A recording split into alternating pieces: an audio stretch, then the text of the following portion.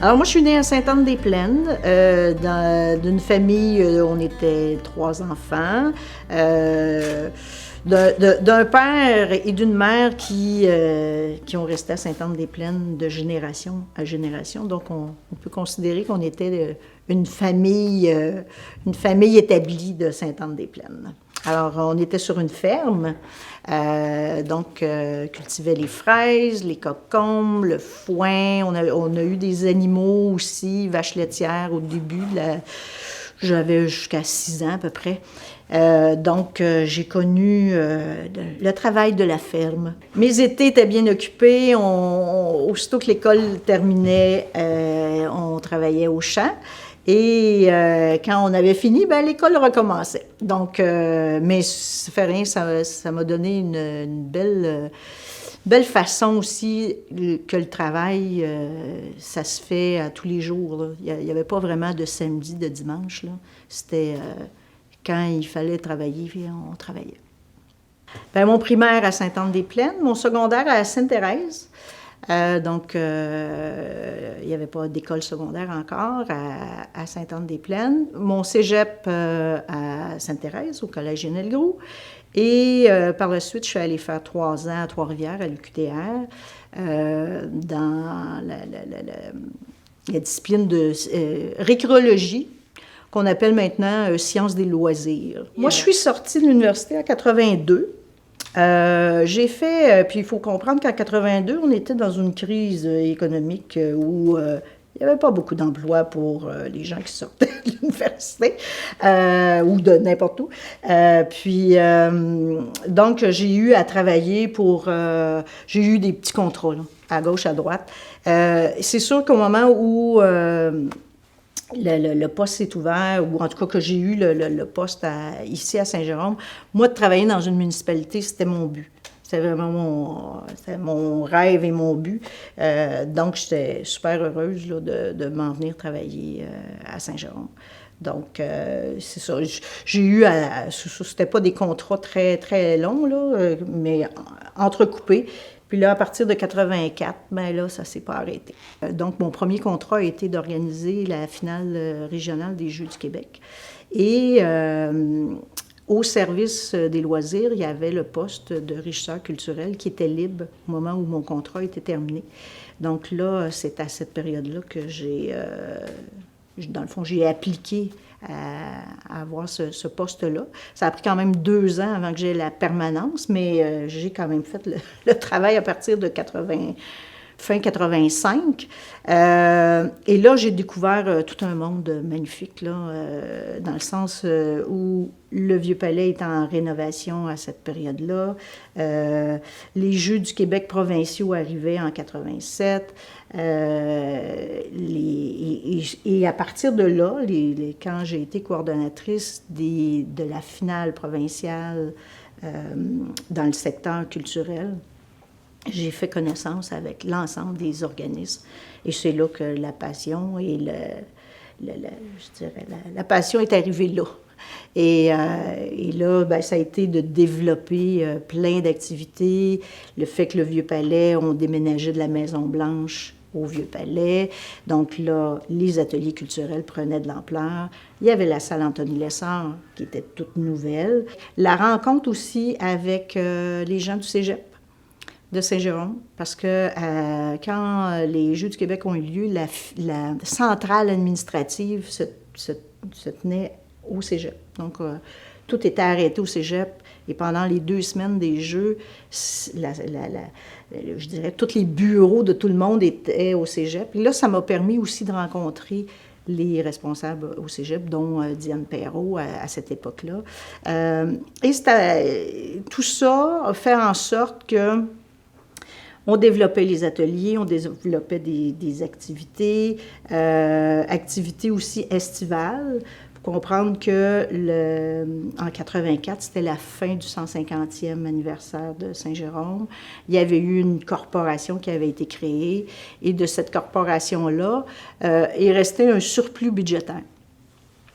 Et donc, l'idée qu'il y ait une suite, parce qu'il y avait eu, entre autres, la fête de la grosse érable. qui avait été fait en 84.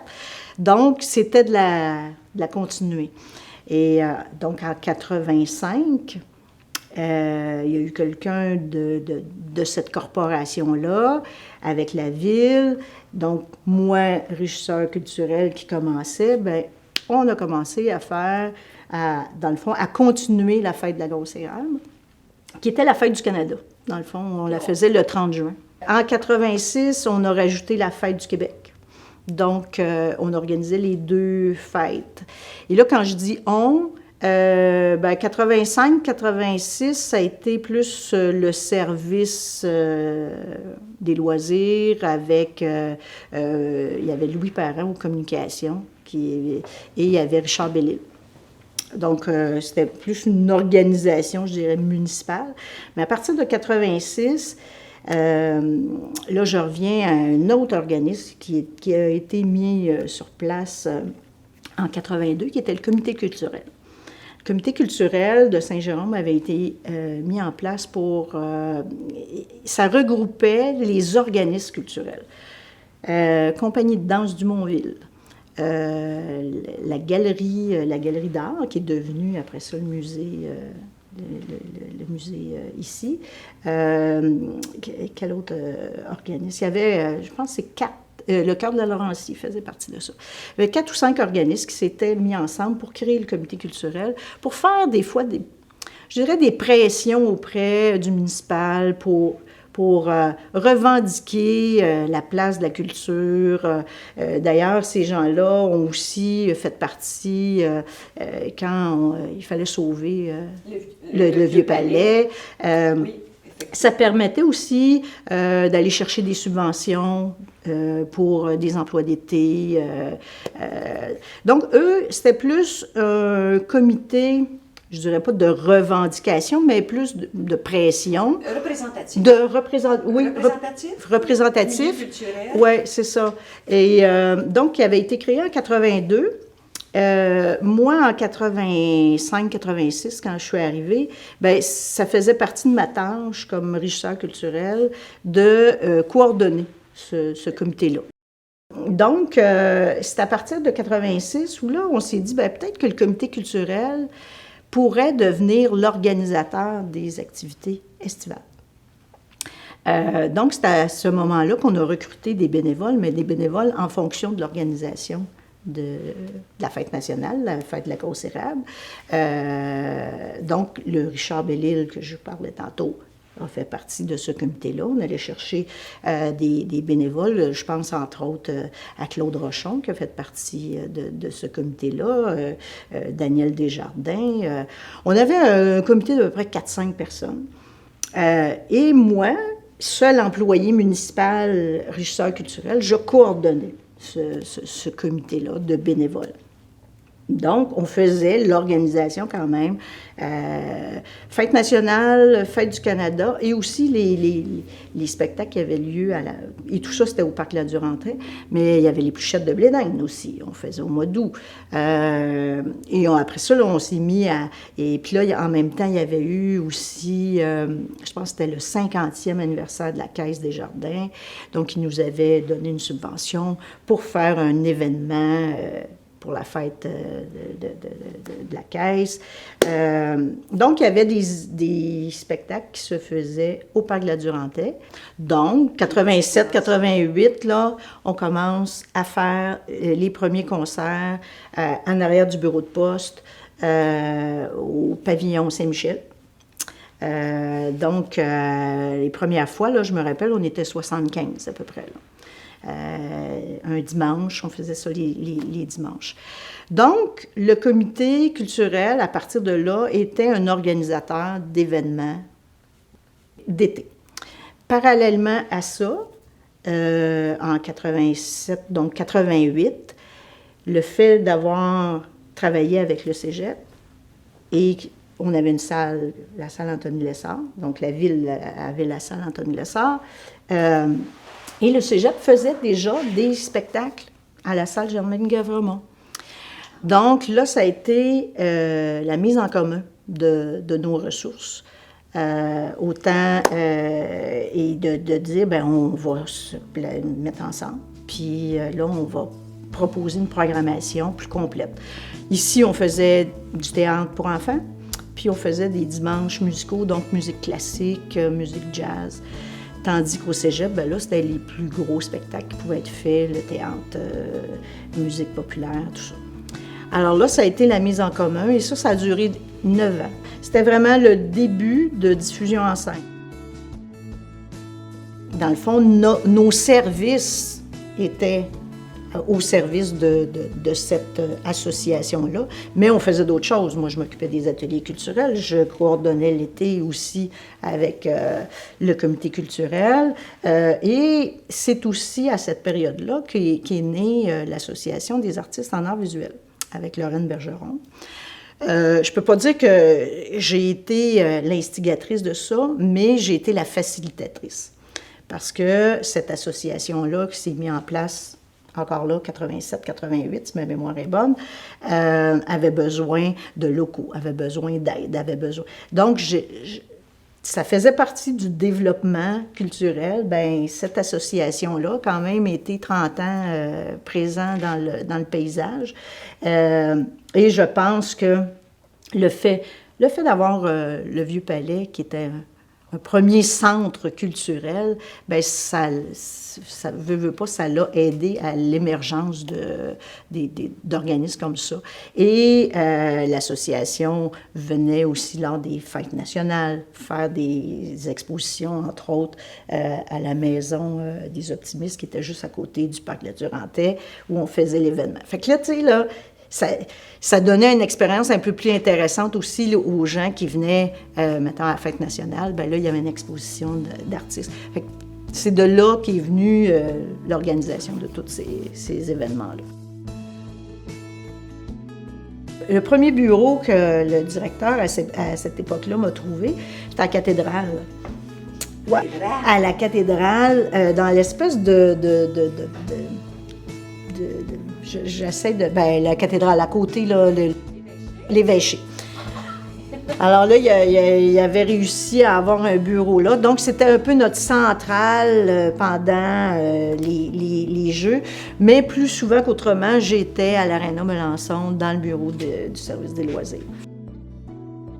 J'ai participé, je dirais, à 7 Jeux du Québec, mais dans différents niveaux. J'ai commencé évidemment comme athlète. J'ai fait les Jeux du Québec de 75 à Trois-Rivières en athlétisme. Donc, j'étais une coureuse de sprint. Je faisais du relais 4 fois 100 mètres, puis je faisais aussi du saut en longueur. On peut se demander pourquoi je faisais du saut en longueur à la grandeur que j'ai, mais à cette époque-là, ça allait. Donc, j'avais même gagné 2 médailles de bronze à ces Jeux-là. Par la suite, j'ai été plus j'accompagnais les athlètes, parce que là, à un moment donné, ma catégorie d'âge était plus bonne. Fait que là, j'étais accompagnateur. Après ça, j'ai même fait partie des missions, qu'on appelle. Donc, pour la région des Laurentides.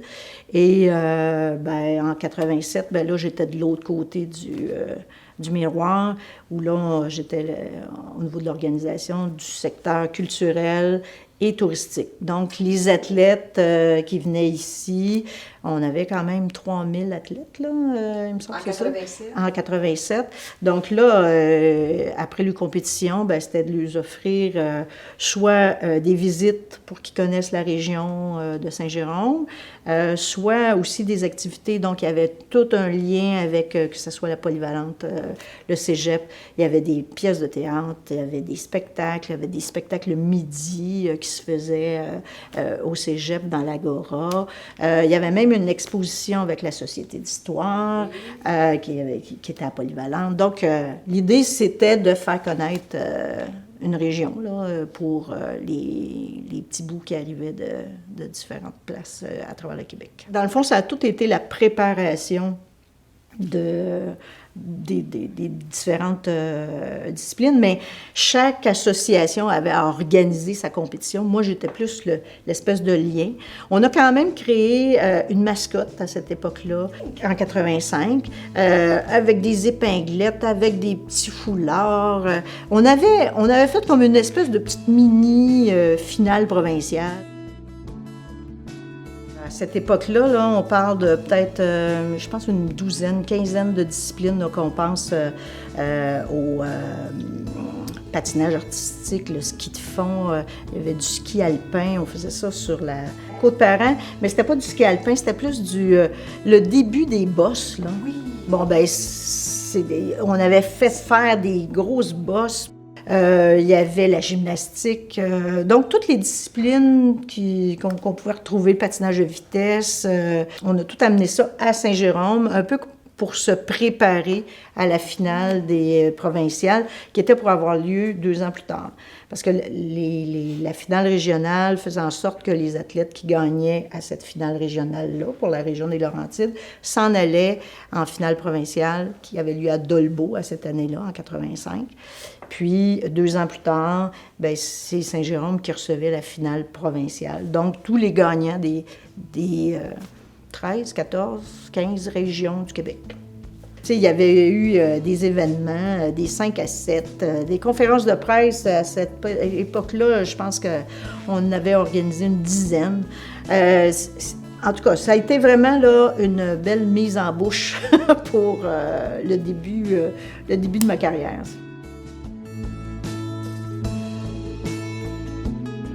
Là, je déménageais du service qui était le service des loisirs qui était à l'Arena. Là, ouais, et là, je m'en venais m'installer au Vieux-Palais, parce que là, le Vieux-Palais venait d'ouvrir. Bien, venait d'être fini d'être rénové. Parce qu'à la Maison-Blanche, certains se rappelleront que c'est ça, c'était seulement les ateliers qui se passaient là, mais il y en a eu du monde qui ont passé là.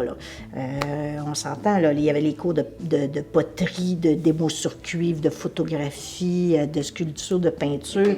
André Joyal, c'était un peu sa maison. Et là, tout ça s'en venait s'installer au Vieux-Palais. Et au-delà de ça, bien là, on avait une salle de spectacle, on avait le musée qui s'installait aussi, et la bibliothèque. Donc, ça a été aussi un savoir-vivre avec tout le monde, là. Parce que là, la Maison-Blanche, ce n'était que les ateliers. Là, on déménageait beaucoup de monde, mais tout le monde ensemble. Donc, 87, 88, là, ça a été des bonnes années de mise en place. Mais ce que ça l'a créé, c'est que là, les gens participaient beaucoup plus, là. On avait beaucoup plus d'ateliers à offrir, beaucoup plus d'espace. Donc, je me rappelle des journées d'inscription, là, on avait une file là, pour remplir les cours. Mais c'est ça, c'était super populaire, puis en même temps, je pense que la demande était là aussi. Les gens en voulaient des ateliers à cette époque-là. Puis c'est de là aussi qu'on a commencé à créer la fête des ateliers. Oui. Parce que là, on avait de l'espace. Et là, c'était de mettre en valeur les activités, donc que ce soit la danse, parce que ça, on avait du monde, là, à cette époque-là. Martine Drapeau était notre professeure de danse. Écoute, je pense qu'elle avait au-delà de 100 inscriptions. Donc, elle faisait un spectacle de fin d'année. On faisait ça à la salle Anthony Lessard. Puis là, ben, on en faisait plusieurs représentations parce que ça se remplissait beaucoup. On faisait un spectacle de piano, on faisait un spectacle... ben, évidemment, il y avait aussi l'exposition là, des gens qui avaient fait en peinture. Et ça aussi, il y avait du monde. Il y avait pas mal de monde qui venait voir ça. Et on monopolisait complètement l'étage ici, là, au Vieux-Palais. Fait que là, nous, on a commencé les concerts sur la promenade et en 97, l'amphithéâtre est construite. Donc là, festival d'été, on en fait plus, on a plus d'espace. Tu sais, encore là, on vient comme de bonifier l'offre de spectacle. Alors là, 96-97, c'est au moment où le cégep se retire. Donc, on transfère les activités de diffusion en scène, qui s'appelait production en scène, mais là, on a diffusion en scène.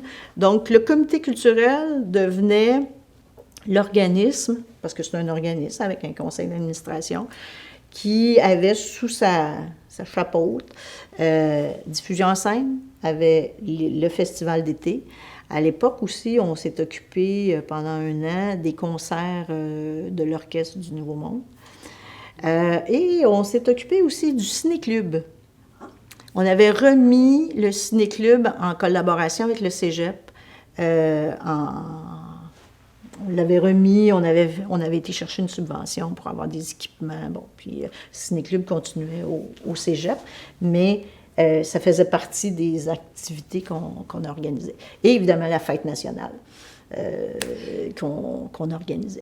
Au moment où le cégep s'est retiré, on a continué de faire une programmation autant à la salle Anthony Lessard et au cégep. Donc, on la louait, carrément. Et on a rajouté, en 98 à peu près, 97-98, on a rajouté aussi la polyvalente. Donc, on louait aussi. Parce que là, dans le fond, on n'était pas chez nous d'une part. Là. Non, pas sauf ici, c'est à l'Anthony Lessard. Oui, c'est ça. Donc, on réservait des dates, puis on disait, bon, OK, on a besoin de telle date pour faire notre programmation, puis la polyvalente nous la louait, puis le cégep nous la louait, puis ici, ben c'est sûr que c'était plus facile parce que moi, j'avais le calendrier de la salle, fait que, donc c'était plus facile. Mais tout l'engagement du personnel, puis tout ça, là, c'était le comité culturel, là, diffusion en scène, qui s'occupait de tout ça. Puis là, ben, si on avance un petit peu plus, 2002, ben, c'est la fusion municipale. Donc là, fusion municipale fait en sorte que moi, je suis prêtée. Prêtée, je dirais plus louée. Parce que on s'entend avec la ville pour que je puisse m'en aller à temps plein pour diffusion en scène. Mais diffusion en scène, dans son budget, aura à rembourser mon salaire à la ville. Fait que c'est pas un prêt, c'est une location.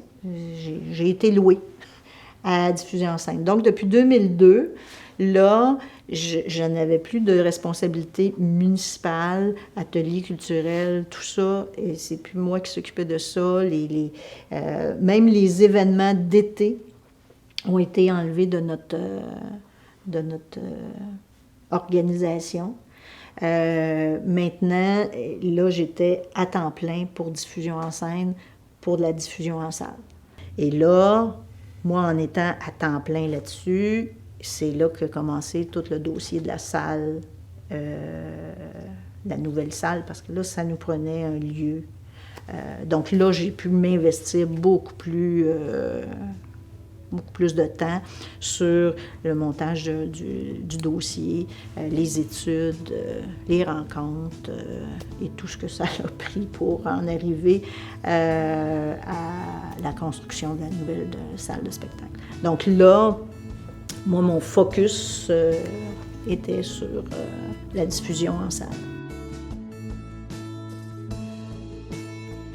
Les premiers spectacles, dans le fond, oui, c'était au Parc de la Durantaye avec les fêtes nationales. Puis la Saint-Jean, nous a permis, la Saint-Jean et la Fête du Canada, nous a permis d'avoir des artistes de ce renom-là, mais qui sont devenus encore plus populaires par la suite. Mais on a déjà eu Marie-Claire Séguin, on a déjà eu, je me rappelle, Jim Corcoran. Mais l'objectif n'était pas d'avoir les gros noms, parce que déjà, on avait le parc qui était plein. Là, pour ceux qui se rappelleront, le Parc de la Durantaye était pas mal plein chaque année. Puis il y avait le feu d'artifice qui se faisait là. Puis c'était assez téméraire de faire l'événement carrément dans le centre-ville. Et c'est ça, en 2000, je pense en 2000, 99-2000, on a déménagé nos pénates à la polyvalente sur le terrain de football, là, de soccer, ce qui nous donnait encore plus d'espace. Donc, on se rend compte qu'un lieu, une bâtisse, c'est beau, c'est du béton, mais ça, en même temps, ça crée un point d'attache. Tout à fait. Fait que je pense que Saint-Jérôme s'est développé beaucoup à partir du moment où le Vieux Palais a été rénové. Évidemment, ça prend du monde aussi dedans, là. Mais tout ça a amené la première politique culturelle. Donc, c'est comme si tout a émergé à partir de là. Avant, c'était comme un petit peu éparpillé. Je dis pas qu'il ne s'est rien passé avant, là, c'est pas vrai, là. Mais c'était un petit peu plus éparpillé. Il n'y avait pas vraiment de centre culturel. Et là, ça, c'en est un. Puis je dirais que le deuxième, il vient d'être construit. Ils sont arrivés en 2013, où là, juste avant, la ville avait comme confirmé son financement, ce qui faisait en sorte que là, le ministère de la Culture pouvait confirmer son financement, puis après ça, le fédéral a pu confirmer son financement. Fait que là, c'était toujours... un doit confirmer avant que l'autre confirme. Et là, entre ça, on a des changements de gouvernement, on a des changements de politique. Mais dans les dernières années, tout le monde, que ce soit en politique provinciale, que tous les partis confondus, ça faisait partie de leur programme. Il n'y a pas personne... Ça n'a pas été un projet contesté ici, contrairement à d'autres villes où des fois ils faisaient des référendums parce qu'il y en a qui n'en voulaient pas de salle de spectacle. Mais ici, j'avoue qu'on n'a jamais senti que ça a été un projet contesté par la population. C'était un projet qui était voulu, c'était un projet qui était rassembleur. Puis là, on le voit bien aussi, les gens sont contents. C'est une belle bâtisse, une architecture magnifique qui s'intègre très, très bien dans le milieu. Puis c'est ça, ils se l'ont approprié, entre autres, aux portes ouvertes, parce qu'on a eu au-delà de 4000 personnes qui sont venues visiter. Puis là, on le faisait visiter partout, là, que ce soit les loges, la scène. Il était même sur la scène à certains moments. Je pense que les gens étaient contents. Puis là, ce qu'on est content aussi, je dis on parce que je suis encore là, mais je ne suis plus là, c'est qu'on attire des gens de l'extérieur de plus en plus. Donc là, c'est ça qui est intéressant. C'est que là, le théâtre devient un lieu de rassemblement, oui, pour la région, mais aussi pour les gens un peu plus loin, parce qu'on devient une salle intéressante à visiter, là. Je dirais que c'est tout le changement, c'est tout le développement qui s'est fait au fil des années.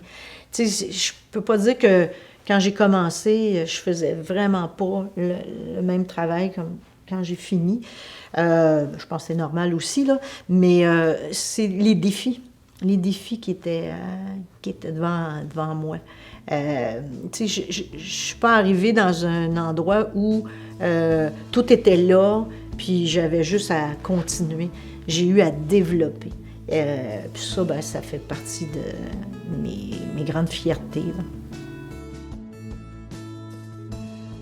Il a fallu se préparer quand il y a une construction, puis tu continues d'être aussi le diffuseur de spectacles, puis de t'occuper de la programmation, puis de t'occuper ça, il y en a qui ont peut-être pas passé tout à fait à travers avec une bonne santé.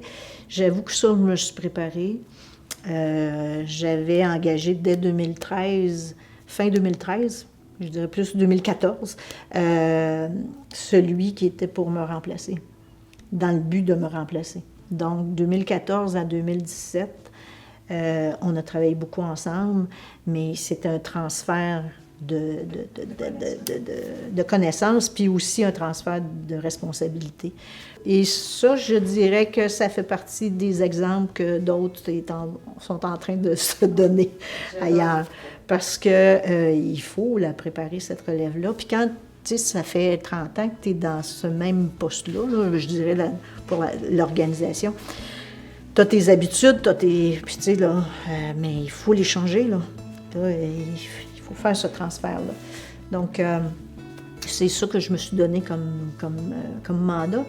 Puis en même temps, ça m'a permis de quitter de façon beaucoup plus sereine.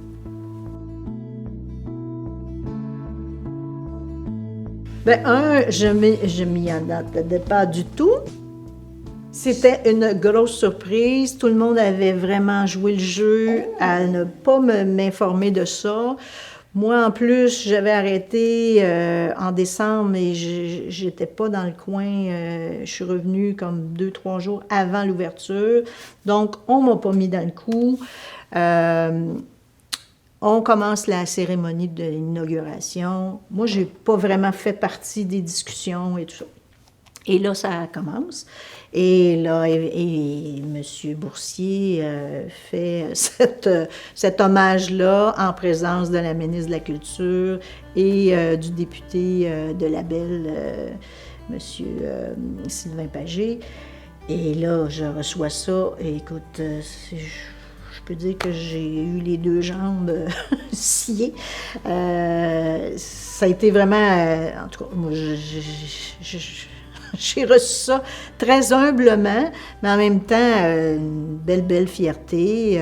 En plus, c'était sa première médaille que Marc Boursier remettait à titre de député.